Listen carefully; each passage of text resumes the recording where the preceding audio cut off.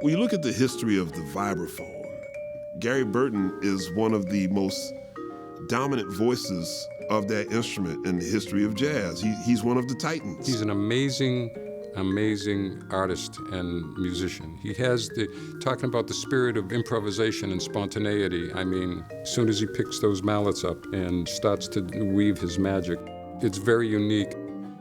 Well, I grew up in southern Indiana.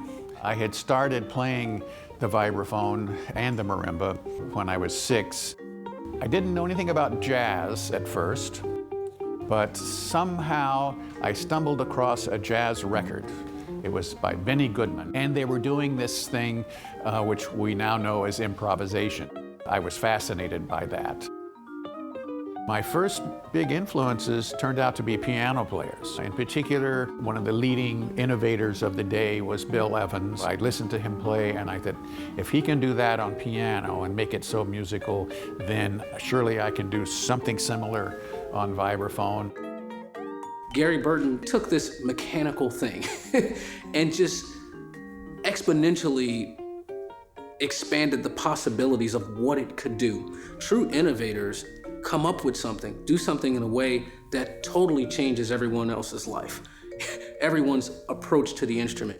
Gary Burton, beyond the shadow of a doubt, is one of the greatest innovators on the vibraphone, or one of the greatest innovators in jazz altogether. Gary has developed this unique 4-mallet technique that he uses, that he almost makes the vibraphone sound like a piano sometimes. I started playing in 1949, so it was 20 years old, and I would try to play the piano. It encouraged me to start playing the vibraphone with 4 mallets instead of 2. I played alone a lot because of where we lived, and it sounded too empty. I needed harmony. I wanted it to sound complete, and it became my way of playing the vibraphone. I think it's this sort of brilliant in-between of sort of jazz, sort of not really rock, but just this great style of music that kind of transcends all of these so-called genres. I looked at the audiences we were playing for and noticed that I was 25 and they were 40 and 50. I needed to find a younger audience, my age group. I had the idea to somehow combine rock and jazz. The music press started calling the music fusion jazz. It's endured now for, 30, 40 years, and still is kind of a genre of jazz. Me and Gary, we go back to, I know we have slightly different stories about when we met and how we started, but certainly the late 60s. I've been lucky to have a few collaborations in my career that have lasted for years and years. And a lot of great music has come out of each of them. Certainly the most significant has been with Chick Corea. There was a concert of soloists. Gary played a vibe solo, I played a piano solo. So at the end of the show, the audience was really responding. They wanted an encore, and nobody knew what to do.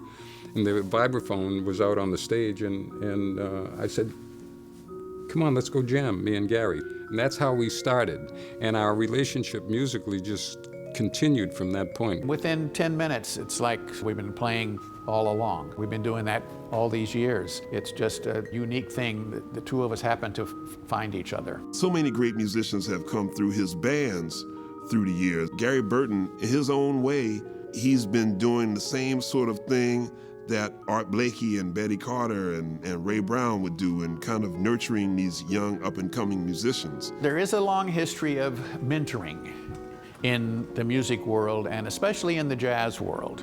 We have a big responsibility to pass on our experience to the next generation who are going to be carrying this on into, the future of jazz. Not just a great player, great composer, band leader, but again, great educator, great mind. While I'm proud of my own accomplishments, I'm also really proud of the things that my students have managed to do and the things that they continue to create and produce in their own musical careers.